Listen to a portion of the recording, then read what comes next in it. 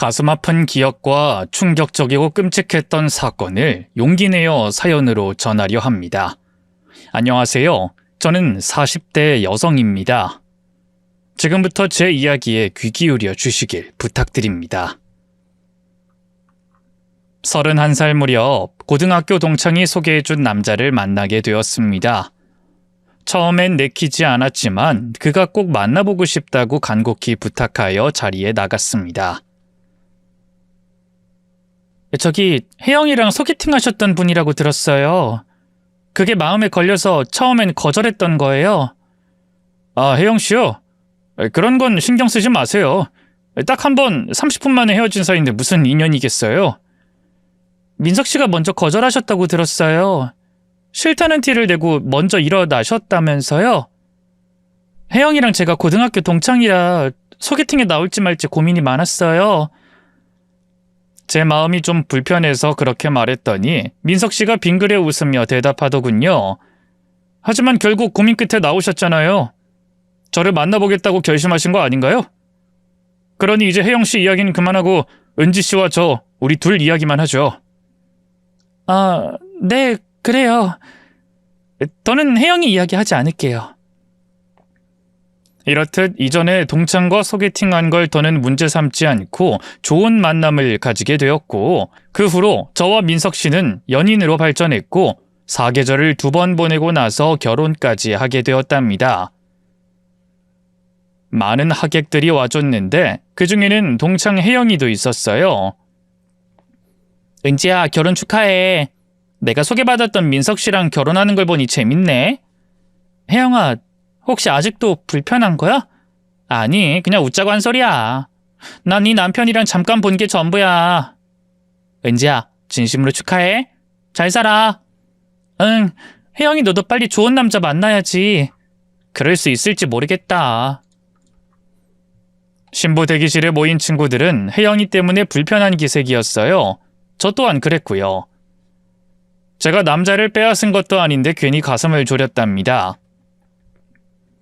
그래도 결혼식은 무사히 잘 치렀어요. 박수갈채를 받으며 남편과 멋지게 행진하며 제2의 인생을 시작하게 되었답니다. 결혼 생활을 시작하면서 친구들을 거의 만나지 못했어요. 신혼의 달콤함도 느껴야 했고 회사 생활도 열심히 했으니 시간이 나지 않더라고요. 결혼하고 연락이 잘 안 되는 친구들이 왜 그랬는지 저도 결혼하고 나서야 알게 되었네요. 남편과 2년의 신혼을 보내고 아이를 가지기로 계획을 세웠어요. 둘 다 건강했고 병원에서도 따로 문제가 있다고 하지 않아 마음 편하게 준비를 했죠.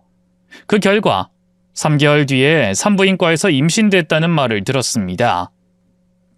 오빠, 벌써 4주래. 내가 요즘 몸이 다르게 느껴진다고 한 게 괜히 그런 게 아니었어. 우린 항상 계획한 대로 실현되더라. 잘했어, 여보. 나는 아빠, 당신은 엄마. 내년에 새 식구가 단란하게 살 생각을 하니 온몸이 찌릿하다. 나도 그래. 우리 빨리 부모님들께 연락드리자. 양가 부모님께도 소식을 전해서 마음에서 우러난 축하를 받았습니다. 시어머니와 친정엄마가 자주 저희 집에 오셔서 살림도 도와주시고 맛있고 건강한 음식도 푸짐하게 해주셔서 몸 건강히 태교를 잘했던 것 같아요. 10달 뒤 곱디곱고 아리따운 딸아이를 낳았어요. 눈에 넣어도 아프지 않을 거라는 의미가 무엇인지 딸을 품에 안고 절실하게 깨달을 수 있었습니다. 딸버보를 예약한 남편은 매일 칼퇴근하고 집에 와 딸과 시간을 보냈는데 저는 점점 뒷전이 되었습니다. 오빠, 아름이만 예뻐하고 나는 이제 찬밥 신세인 거야? 오빠 마누라한테도 잘해야 하는 거 몰라? 평생 밥 얻어먹고 살려면 나한테도 잘해. 웃자고 한 말이었는데 남편은 바로 알겠다고 하며 딸과 저에게 사랑을 많이도 나눠줬습니다. 시간이 지나며 딸은 더더욱 예쁘고 사랑스러운 모습을 보였어요. 제가 낳은 딸이 맞나 싶을 정도로 어여쁘고 눈부신 아이였답니다. 6살이 되어 유치원에 들어가잔 딸은 건강하게 잘 컸습니다. 그런데 얼마 지나지 않아 불행이 찾아왔어요. 딸이 유치원을 다닌 지 2달 뒤 잘 놀고 있다가 쓰러졌다고 연락이 왔어요. 구급차를 불러 대학병원에 옮겼다고 해서 달려가 봤더니 이미 숨을 거뒀다고 하더군요. 의사 선생님은 딸이 특별한 원인 없이 급작스럽게 심정지가 발생한 상황이라고 하셨습니다. 이 말도 안 되는 이야기를 듣고 이미 숨진 딸의 얼굴을 잡고 외쳤습니다. 아름아, 눈 떠봐. 엄마가 왔어. 지금 그냥 잠든 거지? 여기서 자면 안 되니까 얼른 일어나. 아름아! 딸아이는 그 어떤 움직임도 없었습니다. 의사와 간호사들이 저를 말리고 재차 딸이 세상을 떠났다는 걸 알렸어요. 그 순간이 꿈이길 바라며 제 뺨을 여러 대 때리며 깨어나려고 해봤지만 모두 현실이었습니다. 남편과 양가 부모님은 병원에 와서 통곡했고 딸이 어떤 이유로 세상을 떠났는지 부검을 하기로 했어요. 결과는 명확한 원인이 없는 돌연사라고 하더군요. 아프지도 않았고 사고가 난 것도 아닌데 갑자기 허망하게 떠나버리니 마음의 고통이 더욱더 컸던 것 같습니다. 딸의 장례를 치르고 저는 회사를 나가지 않고 집에서 은둔 생활을 했어요. 남편은 그 와중에 회사를 잘도 다니더군요. 아무렇지 않은 것 같아 그 일을 붙잡고 책망하듯 물음을 던졌습니다. 당신은 슬프지도 않아? 우리 딸이 그렇게 떠나버렸는데 회사에 가서 일이 잡혀? 여보, 아름이가 떠나서 나도 슬퍼. 가슴이 찢어질 듯한 고통이 시시때때로 찾아온다고. 하지만 우린 살아야 하잖아. 아름이도 하늘에서 그걸 바라지 않겠어? 당신 그만 굶고 밥 좀 먹어. 밖에 나가서 산책도 하고 정신 좀 차리라고. 벌써 2달째야. 당신이 무기력하게 집안에서 잠만 자고 있던 게 말이야. 아름이를 따라가고 싶어. 내 아기가 없는 이 세상은 지옥이야. 그냥 잠든 채로 이 세상을 떠나버리고 싶다고. 우리 아름이가 그걸 원하겠어? 여보, 아름이는 가슴에 묻고 우리 인생을 살아야지. 당신은 그게 마음대로 되는 모양인데 난 아니야. 우리 딸만 생각하면 아무것도 못하겠단 말이야. 그이는 저를 안아주고 아픈 마음을 헤아려 주려고 시도했지만 제가 거부했습니다. 떨어져! 난 당신처럼 쉽게 치유가 될 수 있는 사람이 아니야. 딸이 떠난 지 2달이 지나고 3달이 지나도 저는 나아지는 게 하나도 없었습니다. 남편은 회사를 다니며 저와 있는 시간이 불편했는지 시댁에서 며칠씩 지내다가 들어왔어요. 그래서 시어머니가 절 찾아오셔서 정신 차리고 새로운 삶을 살아보자고 설득하셨습니다. 애미야, 언제까지 이럴 거니? 너 이러다 병나서 큰일 나겠다. 어머님, 그이는 어머님 댁에서 잘 지내는 거예요? 아니, 내 아들도 힘들어하지. 아닌 척하고 지내긴 하지만 눈이 항상 슬퍼 보인다. 애미야, 그만 아름이 놓아주고 너희 인생을 살아라. 부탁이다. 노력해볼게요.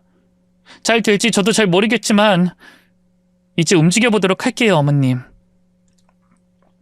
비단 시어머니뿐만 아니라 친정 부모님도 자주 오셔서 저를 걱정하셨기 때문에 정신을 차리고 활동을 해보려고 시도했어요.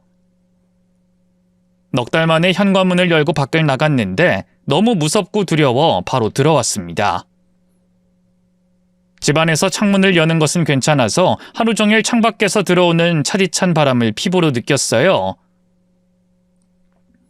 남편은 제가 집 밖을 나가지 못하고 있는 걸 이해하나 싶었는데 어느 순간부터 한심한 눈으로 보더군요. 당신 꼴을 좀 봐.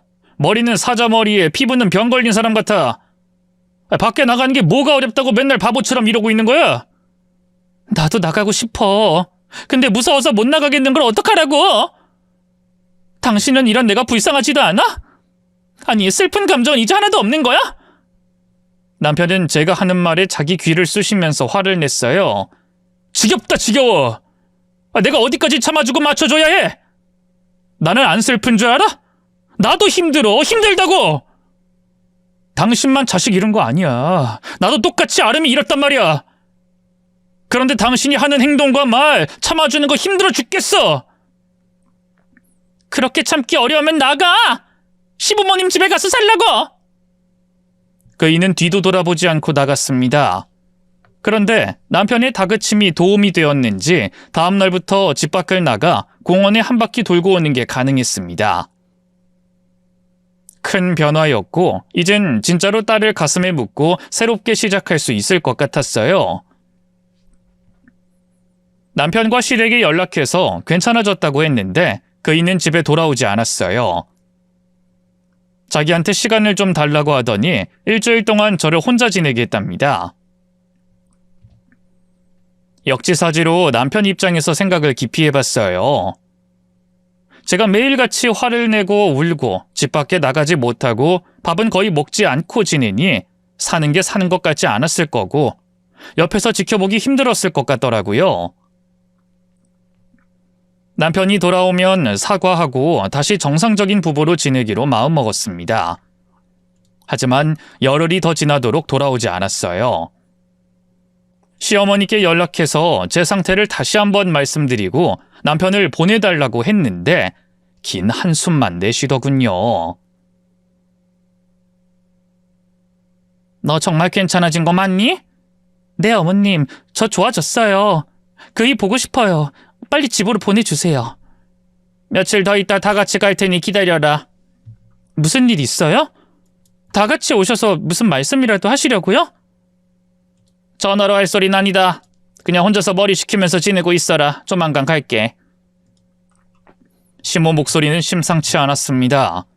그리고 며칠 뒤 남편과 시어머니가 집에 돌아왔는데 두 사람 모두 얼굴에 먹구름이 드리워져 있더군요. 여보, 어머님, 오랜만이에요. 여보, 나 이제 외출할 수 있어. 밥도 잘 챙겨 먹어서 살도 다시 찐 것 같아. 뭐 그런 것 같네. 당신 혼자 사는 거 적응됐어? 그게 무슨 소리야? 아니, 나 없이 혼자 살 수 있는 것 같아서 그냥 물어본 거야. 내가 당신 없이 어떻게 살아? 여보, 내가 사과할게. 아무 죄 없는 당신한테 매일 막말하고 화낸 거 정말 미안해. 아름이를 잃고 나서 어디에든 분노하고 싶었었나 봐. 당신한테 그러면 안 되는 거였는데 진심으로 미안해. 다 지나간 일이고 충분히 이해할 수 있는 일이야. 다행이다. 당신이 나한테 큰 실망을 해서 다시 집에 안 오는 줄 알았어. 제가 안도의 숨을 쉬며 말했더니 시어머니가 종이 한 장을 건네주며 말씀하셨어요. 이거 받아라. 너희 두 사람 아무래도 헤어지는 게 좋을 것 같다. 아름이가 그렇게 떠나고 둘 다 많이 망가졌잖니. 서로를 위해 헤어지는 게 최선이니까 이혼 도장 찍어라. 어머님, 진심이세요? 딸이 세상을 떠났어요. 정상적인 생활을 못하는 건 당연한 거잖아요. 그리고 제가 사과도 드렸잖아요. 저희 부부 문제에 어머님이 관여하시는 건 아닌 것 같습니다. 내 아들도 나와 같은 생각이니까 이혼장을 내미는 거야. 바로 남편에게 시선을 돌리며 물었습니다. 여보, 이게 무슨 소리야? 어머님이 하시는 말씀이 사실이야? 당신 나랑 이혼하고 싶어? 당신 얼굴만 보면 아름이가 떠올라서 너무 괴로워. 당신도 힘들겠지만 나도 힘들어. 우리 각자 살도록 하자. 뭐야? 당신 미쳤어? 미치지 않으려고 이러는 거야. 당신이나 나나 서로 얼굴만 보면 아름이가 떠오르잖아. 우리 아름이 잊으려면 헤어지는 편이 제일 나아. 남편이 왜 이런 결정을 내렸는진 모르겠지만 저는 받아들일 수 없었습니다. 안 돼. 난 당신 사랑해. 과거에도 내 남편이었고 앞으로도 민석 씨는 내 남편이어야 해. 당신 생각은 그럴지 몰라도 난 아니야. 이제 그만하고 싶어. 우리 둘 다 알잖아. 정상적인 부부로 살기 어렵다는 거. 아니야. 난 다시 돌아갈 수 있어. 아름이를 가슴에 묻었으니 이제 삶을 살아갈 수 있다고. 평범하게 다시 전으로 돌아갈 수 있단 말이야. 남편은 고개를 가로저으며 자신 없다고 말하더군요. 다시 시어머니께 시선을 돌렸더니 완강하게 이혼장에 도장 찍으라는 눈빛을 보냈습니다. 저는 거부하듯 도리질을 하며 물러섰고 시어머니만 나가라고 손짓을 했어요. 저희 부부가 대화가 부족했어요. 어머님이 나가주세요. 저희끼리 잘 풀어 가볼 테니 그 이혼장 가지고 나가주세요. 꼬집 부리지 마라. 애미야, 너 내 아들이랑 살면 앞으로 더 심각하게 망가질 거야. 그걸 왜 몰라? 아니요. 다시 전처럼 돌아갈 수 있다니까요? 어머님이야말로 이러시는 이유가 따로 있는 거 아니에요? 이유는 무슨 이유? 두 사람이 더 나은 인생 살라고 도와주는 거야. 어서 정리하자. 저는 안 된다고 못을 박았고 그이에게 다시 시작할 기회를 달라고 했습니다. 두 모자는 좋게 풀 생각이 없는지 제 말을 귓등으로 듣고는 다시 나가더군요. 여보, 민석씨! 당신은 나가지 마! 나 생각을 좀 더 해볼게. 당신도 생각할 시간을 가져봐. 다음 주에 또 올 테니까 그땐 오늘처럼 흥분하지 말고 이성적으로 판단하길 바래. 이만 간다. 저를 보듬어주지 못할 망정 이혼할 마음을 가져보라는 듯 일러주고 떠나더라고요. 충동에 휩쓸리고 분노에 사로잡혀 큰 소리 내고 의악질을 내려고 했지만 억지로 꾹꾹 눌러 참았습니다. 다시 텅 빈 집안에 홀로 남겨진 저는 창가에 기대어 지끈거리는 머리를 붙잡고 있다가 이내 딸 사진을 보고 웃고 울다가 잠이 들었습니다. 다음 날 배를 든든히 하고 정신을 더 건강하게 하려고 장을 보러 갔어요. 제가 집은 것들은 모두 딸이 좋아하던 음식이었습니다. 이윽고 카트를 끌고 가던 저를 누군가가 불렀어요. 은지야, 너 은지 맞지? 성미야, 오랜만이다. 친구 성미는 고등학교 동창이고 제 결혼식과 딸의 장례식에 찾아와 준 친구였어요. 많이 힘들었지, 은지야. 그동안 어떻게 지냈어? 그냥 많이 힘들어서 은둔 생활하다가 겨우 정신 차리고 이렇게 장 보고 밥 해 먹으면서 살아. 그래도 잘 이겨내고 있는 것 같네. 다행이다. 우리 어디 가서 커피나 마시면서 이야기할까? 그럴까? 안 그래도 말동무가 필요했는데 잘 됐다. 친구 성미와 카페로 자리를 옮겨 딸 이야기 말고 요즘 유행하는 것들에 대해 수다를 떨었습니다. 성미는 결혼해서 아이가 잘 크고 있고 바삐 사느라 친구들을 한 번도 만나지 못했다고 했어요. 은지야, 너 동창 친구들 만난 적 있어? 아니, 내가 그럴 정신이 있었겠니? 오늘 널 만난 게 처음이야. 나도 그래. 바쁘게 사느라 친구들의 안부를 거의 몰라. 얼마 전에 동창회장한테 연락이 왔는데 모레 동창회 한다더라. 너도 같이 나가지 않을래? 거기까지 갈 만큼 내가 치유되진 않았어. 미안하지만 난 안 갈래. 그러지 말고 친구들 만나서 위로도 받고 좋은 시간 보내자. 다들 널 걱정하고 있을 거야. 동창회가 꼭 기쁠 때만 나가야 하는 법이 있는 것도 아니잖아. 슬픔을 같이 나누면 너한테 큰 도움이 될 거야. 친구 성미 말을 들어보니 틀린 말이 아닌 것 같더라고요. 안 그래도 딸을 가슴에 묻은 일 말고도 남편과의 문제가 있어 기분 전환이 필요했습니다. 그래서 성미와 같이 동창회에 나가기로 결정했답니다. 이틀 뒤, 오랜만에 화장을 하고 옷장에서 제일 예쁜 옷을 입었어요. 거울을 보니 딸이 세상을 떠난 뒤로 많이 초췌해진 얼굴은 그대로인 것 같았습니다. 그래도 자신감을 가지고 동창회에 나갔어요. 혼자 들어가기 민망해서 성미와 근처에서 만나 함께 들어갔답니다. 여러 동창들을 보고 반가운 마음이 들어 수줍게 인매를 풀며 연한 미소를 지었습니다. 다들 오랜만이야. 친구들아, 잘 지냈니? 한 친구가 절 보고 괜찮냐고 물었어요. 은지야, 너 괜찮아? 동창회에 나올 만큼 좋아진 거야? 내 딸 때문에 묻는 거지? 자식을 어떻게 잊겠니? 가슴에 묻고 회상하면서 사는 거지. 그래도 슬픈 마음은 많이 줄어들었어. 아니, 네 딸 말고 네 남편 때문에 묻는 건데. 내 남편? 네가 내 남편에 대해 뭘 안다고 그런 말을 해?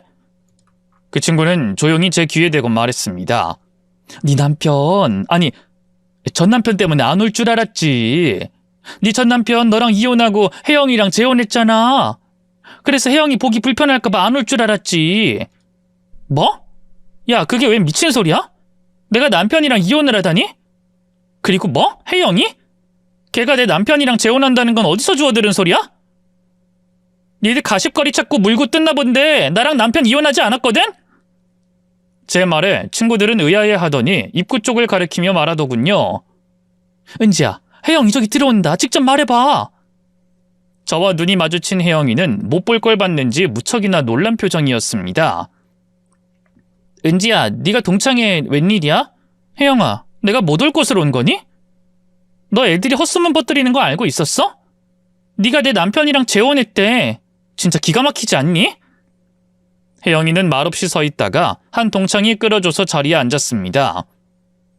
여전히 제 질문에 답을 하지 않아 다시 물었습니다. 너 헛소문 들었냐고 물었잖아. 헛소문? 그거 소문 아니라 팩트야. 나 민석 씨랑 같이 살아. 그리고 임신도 했어. 지금 뭐라고 그랬니? 아니, 내가 요즘 헛것을 듣긴 하는데 야, 오늘처럼 제대로 미친 소리가 귀에 들린 건 처음이다. 다시 말해봐. 들은 그대로야. 나 민석 씨랑 재혼했어. 임신도 했고. 혜영이의 말에 동창들이 집중하더군요.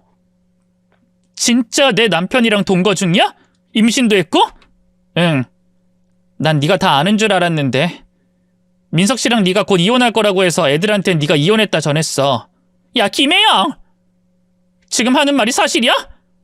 너 내 남편이랑 바람났니? 바람이라고 하니까 더러운 짓을 한 것 같잖아.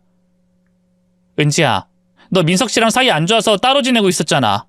별거 중인 상태로 만난 거라고. 별거라니. 그이가 며칠씩 집을 비우긴 했지만 우린 아직 부부야. 내가 들은 게 모두 진짜가 맞는 건지 네가 허언증으로 헛소리라는 건지 파악이 안 된다. 혜영이는 남편과 같이 찍은 사진을 당당히 보여주더군요. 산부인과에서 초음파 사진을 들고 찍은 두 사람의 모습을 보니 기가 찼습니다. 당장 혜영이의 뺨을 갈기려고 했는데 임산부라는 게 떠올라 멈칫했습니다.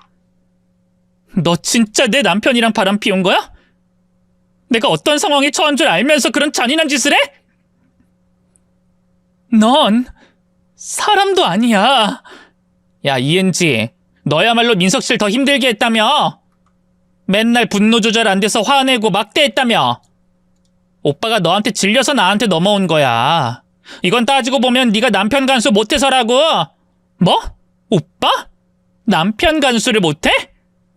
이거 사람 아니구만. 임산부라서 참았더니 안 되겠네. 제가 일어서며 혜영이를 손대려고 하자 동창들이 달려들어 말렸습니다. 이거 놔! 내가 오늘 저 기집애 작살내고 말 거야. 이거 놓으라고!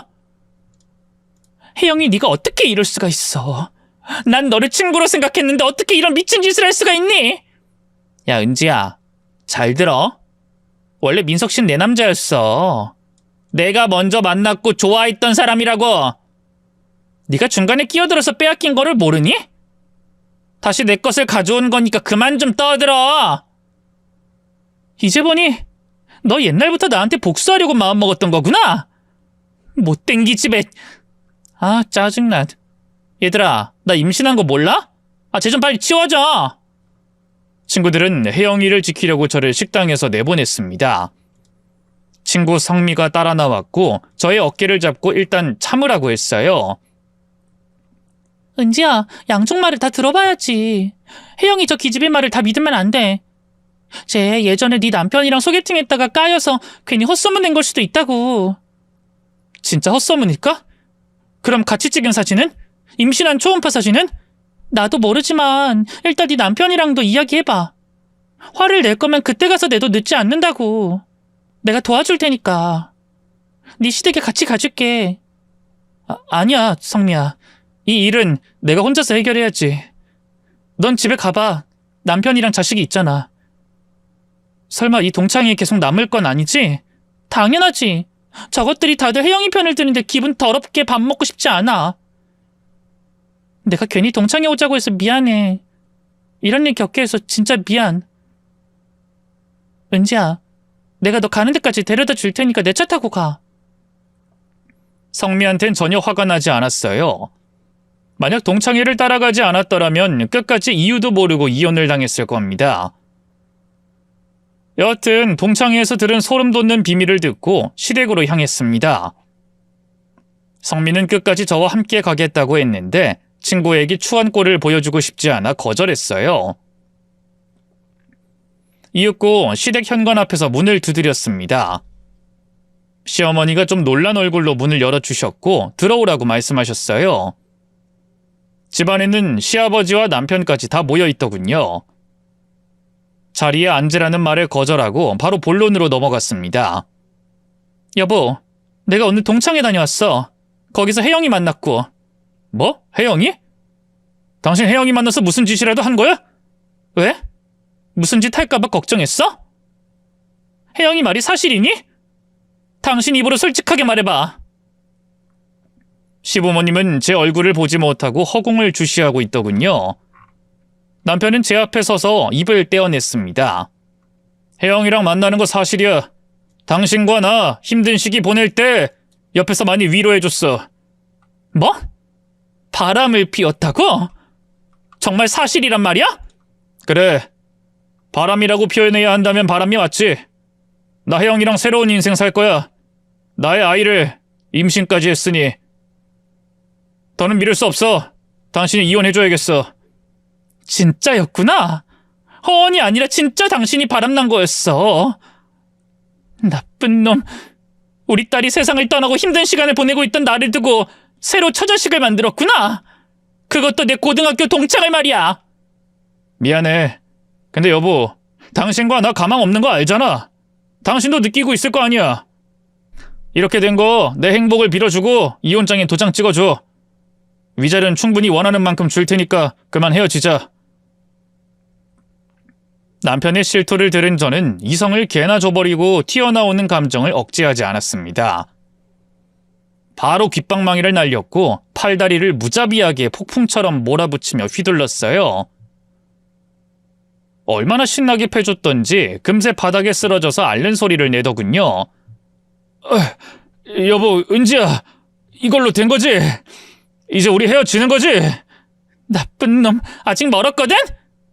널 방관하고 날 무참히 버린 네 부모도 산산조각 내줄 거고 이 집을 다 때려 부셔버릴 거야. 그렇게 소리치고 패악질을 이어갔습니다. 거실에 있던 물건을 시부모한테 집어던지자 두 팔로 몸을 가리며 도망치더군요. 아버님, 어머님, 부끄러운 건 아시나 봐요? 왜? 같이 쌈박질 해보지 그러세요? 도망가지 말고 날 잡아 죽쳐보라고요! 시어머니는 제가 던진 두꺼운 책을 맞더니 얼굴을 감싸주며 말했어요. 애미야, 이게 다 뭐 하는 짓이냐? 어차피 너희 부부는 끝까지 못 가고 깨질 사이였어. 이혼하게 될 거 미리 여자 만나는 게 뭐가 어떻다고 이러냐? 이야, 대단하시네요. 손녀를 잃은 지 얼마나 됐다고 이렇게 마음 편히 새 며느리를 받아들이실까요? 아, 손주를 임신해서 그런가? 이젠 우리 아름이는 기억에서 지워버리셨습니까? 지금 보니까 여기 세 사람 진짜 나쁜 인간들이네요. 내가 여길 다 갈아엎고 당신들과 끝장을 보겠습니다. 아직 갈 길 멀었으니까 어서 고개 드세요. 계속해서 집안의 물건들을 집어던지며 시댁 세 사람을 공격했습니다. 남편은 그냥 포기하고 주는 대로 매를 맞았고 시부모님은 몸을 피해 다니며 제가 던지는 물건에 맞았고요. 그러다 누군가 신고했는지 경찰들이 초인종을 울렸고 시어머니가 바닥을 기어가 문을 열었답니다. 저는 바로 지구대로 끌려갔고 사건 경위를 쓰게 됐어요.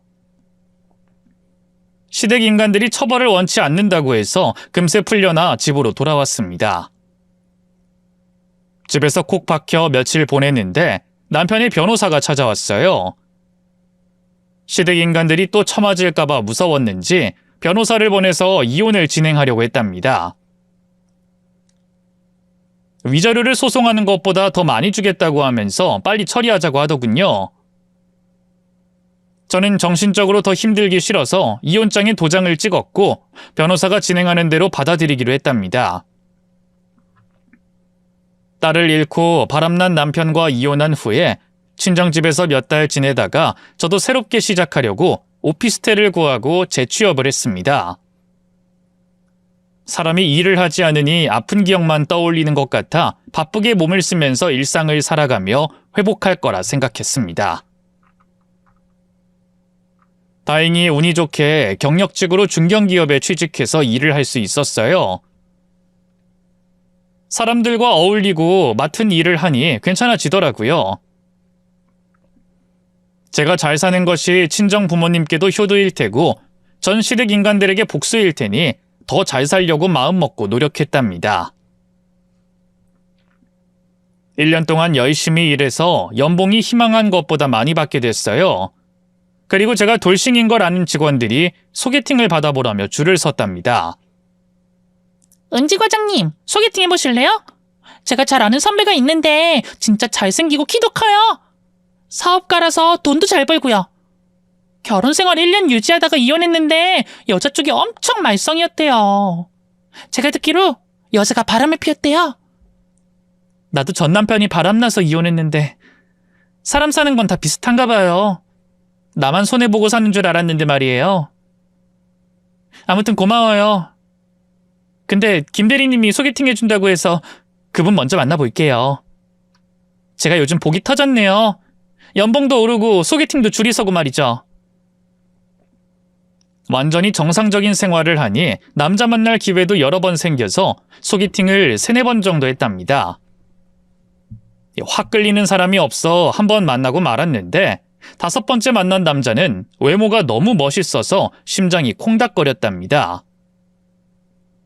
그 남자분도 저를 마음에 들어해서 다음에 또 만나게 되었고 그 뒤로는 연인 사이가 되어 연애를 했어요. 저에게 이런 날이 다시 오니 참 행복했습니다. 연애는 1년 넘게 알콩달콩 잘했고 양가 부모님과 남자친구의 보채무로 인해 재혼까지 하게 됐어요. 예식은 서로가 원하지 않아서 생략하고 신혼집을 마련하고 한 입을 덮는 부부가 되었습니다. 여보, 우리 결혼한 지 얼마나 됐지? 한 4주 됐지? 왜? 그럼 신혼집에 오기 전에 임신을 한 거네. 나 임신 8주래. 뭐라고? 당신이 임신을 했다고? 정말이야? 진짜 아이를 가졌단 말이야? 왜 이렇게 흥분해? 당신은 아기 갖는 거 싫어? 싫긴 왜 싫어, 이 사람아. 당연히 기뻐서 이러는 거지. 여보, 난 기대도 안 하고 당신한테 부담 주기 싫어서 내색하지 않았어. 나 애기 엄청 좋아해. 그이는 상상한 것보다 훨씬 더 기뻐해서 저를 미소 짓게 해줬답니다. 임신 중 조심하라는 말을 너무 많이 들어서 항상 두 손이 배에 위치했어요. 게다가 남편은 제가 집안일에 손도 못 대게 했답니다. 여보, 밥하지 마. 청소도 하지 마. 내가 다 할 테니까. 당신은 방에서 클래식 듣거나 책이나 읽으면서 태교나 해. 와, 임신하니까 좋다. 당신이 공주 대접해주니까 완전 재밌고 행복하다. 평생 공주 대접해줄 테니까 앞으로 기대하기만 해. 내가 세상에 없는 남편이 뭔지 보여줄 거니까 단단히 마음 먹으라고. 우와, 우리 남편 정말 잘 만났네. 관상은 과학이라더니 잘생겨서 그런가? 하는 행동들도 엄청 착하고 이쁘네. 그렇게 임신 기간을 즐기고 있었는데 친구 성미한테 연락이 왔어요. 제가 재혼한 걸 알린 친구가 성미가 유일해서 한번 밥을 먹자고 연락이 왔답니다. 그래서 남편을 데리고 나가서 제대로 소개도 해주고 제가 임신한 것도 전해줬어요. 은지, 너 임신했어? 축하해. 진짜 잘됐다. 이제야 우리 은지가 밝게 웃는 걸 보네. 친구로서 너무 좋다. 은지야, 잘 살아야 해. 앞으로도 그 미소 잃지 말아야 해. 알겠지? 성미, 넌 여전하다. 항상 내 생각을 많이 해줘서 고마워 눈물이 날 것 같아. 성미와 행복한 수다를 떨었고 잠시 후 동창의 이야기가 나왔습니다. 은지야, 동창 회장한테 연락이 왔더라. 너한테는 안 왔어? 난 한 번도 온 적 없어. 다들 내가 싫은가 봐. 은지야, 우리 이번에 동창회 나가자. 너 잘 살고 있다는 거 보여주면 좋겠어. 전에 다들 혜영이 편들고 그랬던 거 기억하지? 네가 보란듯이 재혼도 하고 임신도 해서 행복한 걸 다 보고 입을 다무는 꼴을 보고 싶어. 정말이지. 넌 최고의 친구다. 어떻게 거기까지 생각하니? 좋아. 내가 요즘 사는 게 행복하니까 한번 가보자, 동창회. 별로 보고 싶지 않은 동창들이었지만 친구 성미의 말대로 잘 사는 걸 보여주고 싶었습니다. 며칠 뒤에 성미를 따로 만났고 동창회가 열리는 식당으로 들어갔습니다. 여러 친구들이 저를 집중하더니 안부를 물었고 재혼과 임신 소식을 전했어요. 은지 너 임신까지 했어? 그동안 잘 지내고 있었구나? 그래, 새 남편 만나서 행복을 볶고 지지고 있지. 내가 잘 산다고 하니까 배 아프니? 다들 표정이 왜 그래? 아니야. 배가 아프다니. 잘 됐다. 축하해, 은지야. 진심인 거 맞지? 아이, 그럼 정말 축하해. 동창들에게 버젓이 잘 산다는 걸 보여주고 제가 주인공이 되어 대화를 이끌고 있었는데 상간녀였던 혜영이가 들어오더군요.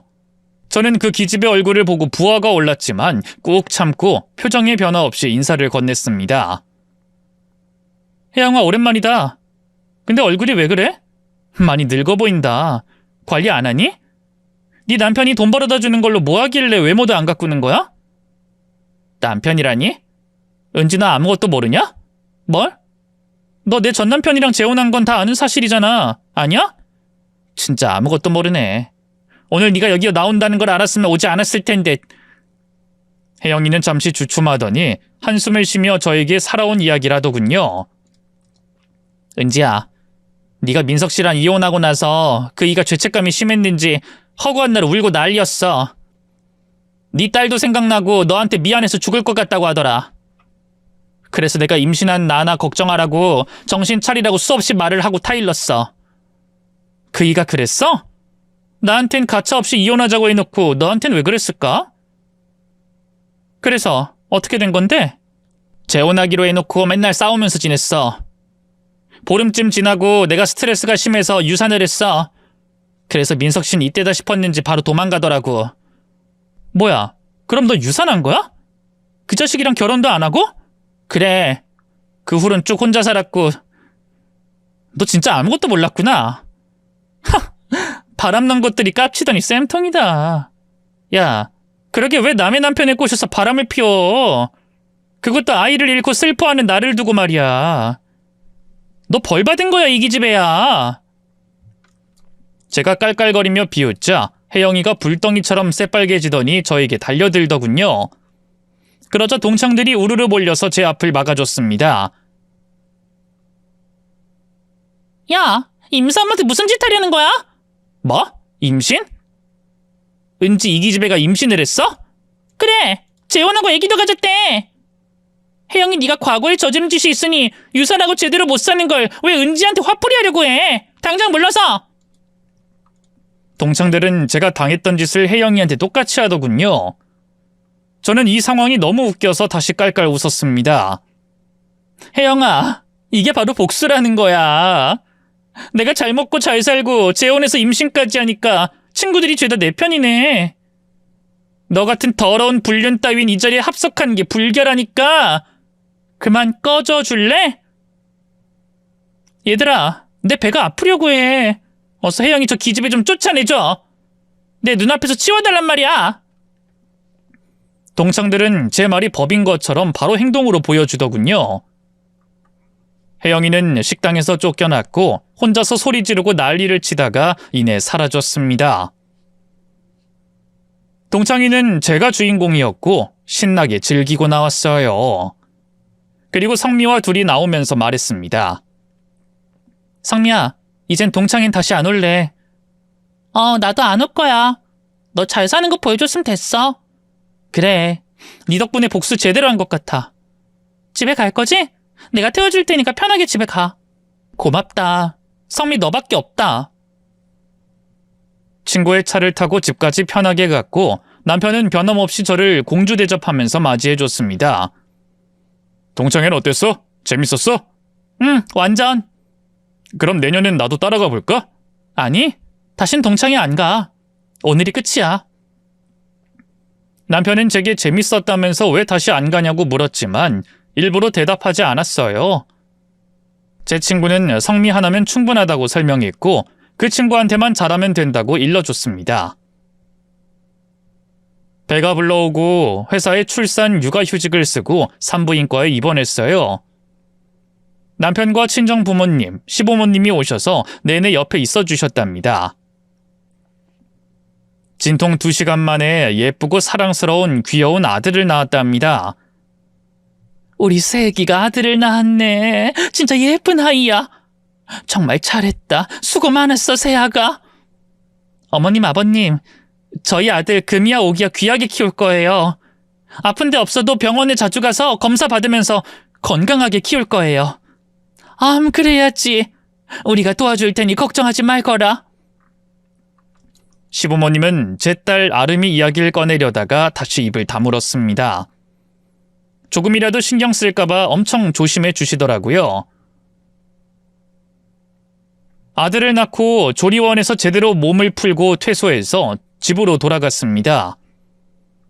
남편은 애지중지 아들을 돌봐주었고 시어머니는 매일 오셔서 살림을 하고 떠나셨답니다. 공주 대접을 받으며 새 인생을 살아보니 정말 행복했네요. 그러던 어느 날 남편이 먼저 저에게 어딜 가자고 제안했어요. 여보, 오늘이 당신 딸 기일 아니야? 아름이 있는 곳에 갈까? 당신이 어떻게 알고 있었어? 결혼 전에 장모님한테 여쭤봤지. 날짜 기억하고 있다가 당신이랑 같이 가서 인사하려고 말이야. 새 남편은 제가 생각한 것 이상으로 착한 남자였습니다. 나 혼자 다녀오려고 무슨 핑계를 대야 하나 생각하고 있었는데. 에이, 내가 남도 아닌데 왜 그런 생각을 해? 여보, 당신 딸이면 나한테도 딸이야. 나도 딸 보고 싶으니까 같이 가자. 우리 아들한테도 누나가 누군지 보여주면 좋고. 당신 진심이야? 우리 아들도 데려가자고? 그이는 당연하다는 듯이 고개를 주걱거렸습니다. 그래서 단장을 하고 유모차에 아들을 태우고 납골당으로 찾아갔습니다. 가까운 곳이라 금세 도착했답니다. 딸이 안치된 자리로 가서 햇살을 맞고 있는 유골함과 딸의 사진을 봤어요. 아름아, 엄마 왔어. 엄마가 너무 오랜만에 왔지? 미안해. 우리 딸 하늘에서 잘 지내고 있는 거지? 여보, 아름인 하늘에서 껑충껑충 뛰어다니면서 잘 놀고 있을 거야. 그만 울고 나랑 우리 아들 소개해줘야지. 아, 그럴까? 아름아, 이쪽은 새아빠야. 그리고 여기 귀여운 애기 보이지? 네 동생이야. 새 남편은 바로 딸 유골함을 보고 말했어요. 아름아, 엄마가 사정이 있어서 아빠랑 헤어지고 새아빠랑 결혼했어. 어른들의 일이라서 이해가 되기 어려울 수 있겠지만 엄마는 지금 무지무지 행복하단다. 새아빠가 엄마를 행복하게 해줄 테니까 많이 응원해줘. 그리고 네 동생도 무럭무럭 건강하게 자라도록 기도해주고. 여보, 고마워. 우리 딸 보러 오니까 너무 좋다. 앞으로 매년, 아니 기회 말고도 보고 싶으면 언제든 오자. 당신이란 남자 도대체 얼마나 더 멋있어질 거야? 글쎄, 아마 대한민국 최고가 아닐까? 남편과 아들을 아름이에게 소개도 해주고 수다도 떨다가 납골당에서 걸어 나왔습니다. 그런데 누군가가 제 어깨를 부딪히며 멈칫하더군요. 복장이 새까만 추리닝을 입고 있었는데 모자까지 쓰고 있어서 무서웠어요. 저는 괜히 시비가 걸릴까봐 먼저 사과했습니다. 죄송합니다. 제가 앞을 제대로 못 봤네요. 아름 엄마? 헉! 당신 민석 씨? 꼴이 왜 이래? 오랜만이다. 당신 재혼했구나. 아이도 낳고. 그래, 난 이렇게 살고 있어. 당신이 날 버리고 떠난 뒤 잠시 힘들었지만 좋은 사람 만나서 잘 살고 있었어. 전 남편은 새 남편과 눈을 마주치고 바로 바닥을 보더군요. 그는 제 눈을 마주치지 못하고 말했습니다. 그랬구나. 축하해. 오늘이 아름이 기일이라 찾아왔구나. 당신 새 남편 멋진 사람이네.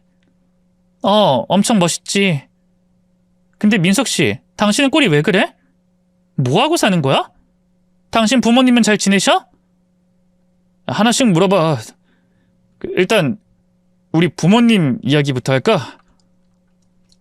재작년에 두 분 다 돌아가셨어. 아버진 폐암으로 돌아가셨고 어머니는 사고로. 아, 그랬구나. 안 된 일이네. 근데 나한테 명복을 빌어달라고 기대는 하지 마. 전 남편은 여전히 바닥에 시선을 고정한 채 대답했습니다. 그럼 내가 무슨 염치로 그러겠어. 당신은 요즘 뭐해? 꼴이 말이 아닌데 어디 아프기라도 한 거야? 그 몸이 좀 골골해. 신장에 문제가 있어서 투석을 받으면서 살고 있어. 그리고 몸이 제 역할을 못해서 회사도 못 다니고. 결국 이렇게까지 바닥을 치다 못해 지하를 뚫고 떨어졌구만. 당신 나랑 이혼하고 나서 혜영이랑 재혼도 안 했다면서? 그때 재혼해서 살았으면 애도 생겼을 거 아니야. 내가 못나서 그렇지. 그때 당신에게 상처 준 것도 그렇고 우리 아름이가 많이 생각났어. 꿈에도 나오고 그래서 많이 불안한 상태였던 것 같아. 그래서 혜영이한테 심한 말 많이 해서 유산이 됐어. 난 그때 책임감이고 뭐고 도망쳐버렸지. 그 결과 이렇게 폐인으로 살고 있네. 저는 전 남편이 전혀 불쌍해 보이지 않았습니다. 이왕 지하 땅바닥 속까지 치고 들어간 전 남편을 계속 골려주려고 말을 걸었어요. 내 아들 봐라? 예쁘지? 우리 아름이 얼굴이 보이지 않아? 그런 것 같네. 그리고 당신이 행복해 보여서 보기 좋다. 나랑 헤어지고 새 삶을 찾은 거 정말 다행이야. 아주 혼자서 북치고 장구치고 있네. 야, 네가 배신 때리고 버려놓고서 이제 와서 내 걱정한다는 소리라냐? 내가 너 때문에 얼마나 큰 상처를 받았는 줄 알아? 미안, 내가 다 잘못했어. 사과를 계속하는 바람에 말문이 막혀서 이절은 새 남편이 대신해줬습니다. 이봐요, 전 남편. 네, 선생님. 왜 우리 마누라한테 그런 못된 짓을 하셨습니까? 지금 납골당 아니었으면 당신 나한테 한 대 맞았을 거예요. 네, 맞습니다. 저는 맞아도 싼 놈이죠. 죄송합니다. 웃기는 양반이네. 쌍욕을 박아주고 싶은데 장소가 장소인 만큼 참아야지. 이보쇼, 전 남편. 당신이 내 아내와 헤어져줘서 얼마나 고마운지 몰라요. 우린 세상 어디에도 없는 천생연분이라 아주 잘 살고 있으니까. 선생님 축하드립니다. 그리고 감사합니다. 제가 못한 일을 해주셔서 진심으로 감사합니다. 이건 뭐 계속 고맙다 미안하다만 되풀이라서 뭐라 말을 못하겠네. 딸 보러 온 거요? 이 인간 아름이 봐도 될 자격이 있는 건가, 여보? 내가 못 들어가게 막을까? 폐인이 된 전 남편에게 그것까지 막고 싶진 않았어요. 또 아름이가 보고 싶어 할 수도 있으니 애써 막지 말라고 했답니다. 아니야, 그냥 보내줘. 우린 아름이랑 실컷 봤으니까 그만 가자. 그래, 뭐 당신이 그렇다고 하면 시키는 대로 해야지. 저와 남편이 유모차를 끌고 나가자 전 남편은 그제야 고개를 들더군요. 아름이가 있는 곳으로 걸어가는 걸 봤는데 뒷모습만 봐도 병든 사람으로 보였습니다. 그게 전 남편을 본 마지막이었어요. 그때 이후로 살았는지 죽었는지 모른 채로 제 인생을 살았답니다. 남편과 아들을 잘 키우면서 5년의 세월을 보냈어요. 그이는 여전히 저를 공주 대접해줬고 아들에겐 둘도 없는 아빠처럼 최선을 다해줬답니다. 아들, 우리 남자끼리 축구하러 갈까? 엄마도 같이 가면 안 돼? 아들, 엄마는 좀 쉬게 해드리자. 너 동생 생겨서 엄마가 조심해야 하거든. 아, 맞다. 엄마 뱃속에 내 동생 있지? 엄마 푹 쉬고 있어. 아빠랑 놀다 올게. 그래, 아들, 잘 다녀와. 힘들면 바로 집에 돌아와. 저는 셋째를 임신 중이었습니다. 아름이가 떠나고 다시 아이를 가질 수 있을지 확신도 없었고 자신도 없었는데 아들에 이어서 또 셋째를 가졌답니다. 남편이 태교를 하라고 책도 많이 사주고 음악도 골라줬는데 저는 썰밤의 사연을 들으며 태교를 하고 있답니다. 아무래도 저에겐 썰밤이 가장 최적화된 태교인 것 같습니다. 매일 사연을 듣다가 제 이야기를 쓰는 것도 태교에 도움이 될 것 같아서 딸이 떠난 일과 전 남편과의 사건, 동창 혜영이와 엮인 일을 써봤네요. 딸의 이야기를 쓸 때는 눈물이 줄줄 나왔고 혜영이와 전 남편이 망가진 인생을 사는 장면을 쓸 땐 가슴이 뻥 뚫린 것 같았어요. 여러분도 제 사연으로 가슴이 시리기도 하고 시원했으면 좋겠네요. 많은 공감을 해주시리라 믿고 제 이야기를 그만 줄이도록 하겠습니다.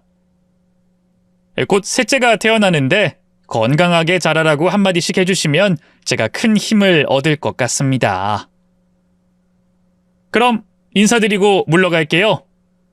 여러분들의 가정에 행복과 기쁨이 함께하길 기도합니다. 안녕히 계세요.